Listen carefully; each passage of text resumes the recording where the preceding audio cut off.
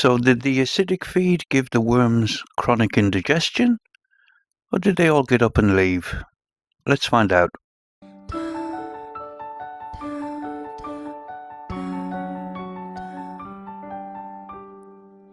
Hello again, and first of all, as usual, I hope everybody is keeping safe and well. And as you can see, the EWWI bin, quite appropriately, has had a visitor. Or several visitors. You can see something has been coming in and burrowing holes, and I suspect eating the worms. I think we have mice in the bin.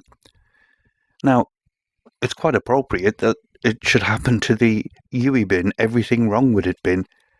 There's no cover on this bin, as you know. The worms are free to come and go as they please, but these little clips now are just every night. So the last few nights, not so bad, but for about 2 weeks or so, every single night I went out to check on it, there was holes burrowed. So something fancies what's in the bin, and I suspect it's not the food scraps or the horse manure, so I'm guessing whatever it is eating the worms. Now, there was a comment made on the last update I did about kind of insinuating the welfare of the worms might be a little bit neglected in an experimental bin. You can see there was some there in compost, the commercial bag of compost I bought, escapees. And as you know, I leave damp cardboard all around. So any escapees from the bin usually find their way into the cardboard, or as you just saw, into a bag of commercially available compost. They actually climbed up the outside of that bin and into it. Quite extraordinary, really, when there's lots of other better stuff around.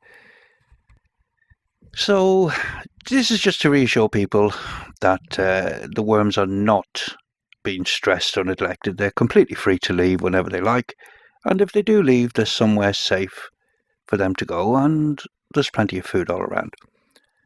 So I'm just going to take a quick look at the bin. This is the area where the trench was, and what I'm going to do now is I'm going to take some samples from different spots around the bin. Because if you remember, the claim that we were looking at is that you don't feed acidic content to the worm bin because it will turn the bedding acidic, and or it will give the worms protein poisoning. And what I wanted to try and show you was that's not true in my experience. I'm not going to make a bold claim that it's simply not true, full stop. But it's never been my experience that this is how worms get protein poisoning. And in fact, I'll come on to that subject in one video by itself, because I've got my own theory about how worms get protein poisoning and what it is. And it doesn't quite gel with the prevailing common wisdom, shall we say. So I'm just taking random little samples from all around the bin, because what I want to show you now is that this bedding has not become acidic by adding acidic content to it. Now I'm using the strips to test it, and I know they're not 100% accurate, but they'll give you a pretty good idea. You can see lots of worms in the area where the acidic food stuff was put a couple of weeks ago. It looks like most of it's gone.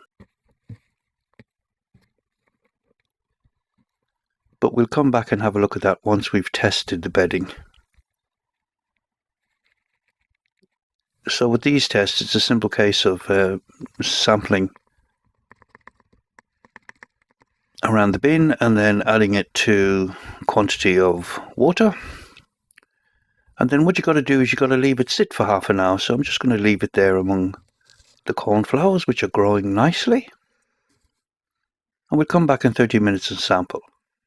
And by the magic of video, 30 minutes have gone by. And you can see pretty much exactly as it was last time, 7.5, something like that. So categorically not acidic. I'm just tipping that back in case there was a little baby worm in some of the pinches of bedding that I took, so they've been returned to the bin. So what I want to do now is just look at the trench and see if there's any food left, and also just have a closer look at the worms and see how they're doing, and see if we can see any evidence of protein poisoning. So this is the area where all the food was placed. You can see there's actually quite a lot of worms working away in that area.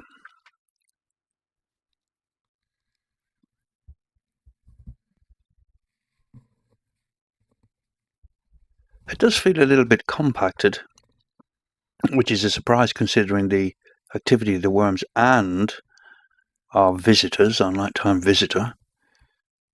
But the worms look healthy. They look nice and fat and juicy. Definitely nothing wrong with that guy. It takes a little bit of an effort to get in at the bottom there, so it has become a little bit compacted. So I'll loosen that up as I go. The other thing to keep in mind is that this bin has now been running for something like about 6 months. There's been no grit added at any stage. It's open top, and it's been protected from the rain and snow in the sense that it's in a lean-to, but it has otherwise been exposed to whatever the ambient temperature is, which for quite a long period of time over the late autumn and winter was very close to zero.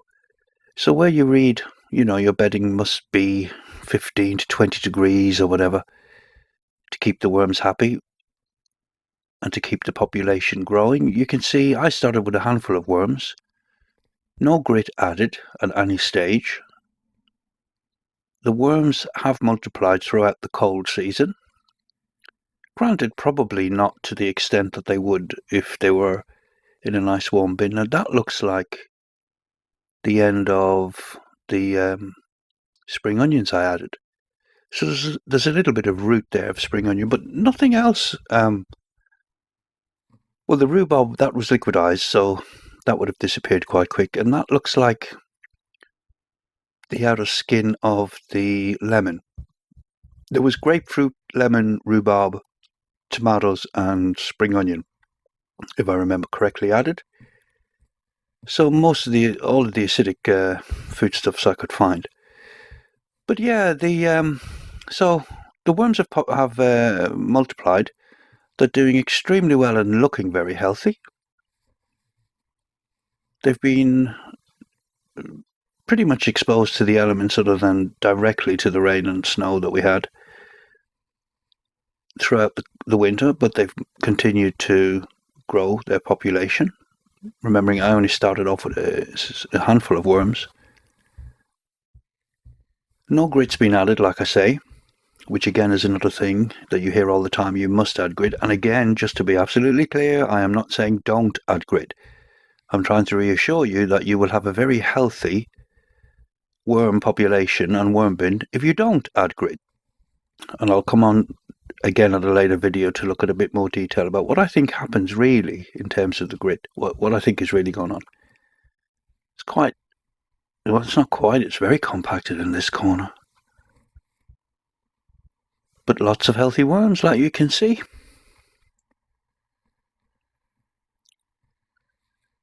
So the cold temperatures, the bedding, if you look at the earlier video, you'll see it was at some points half a degree, 0, 3, 4 degrees was very common night after night after night.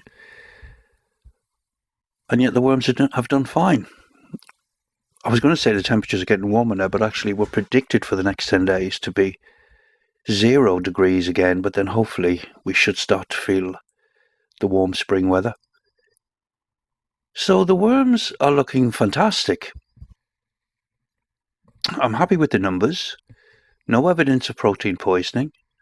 All of the acidic food contents have been absorbed and eaten. So I hope that lays that one to rest for you. Don't worry about adding acidic content to your bin. It will not turn your bedding acidic and it will not give your worms protein poisoning.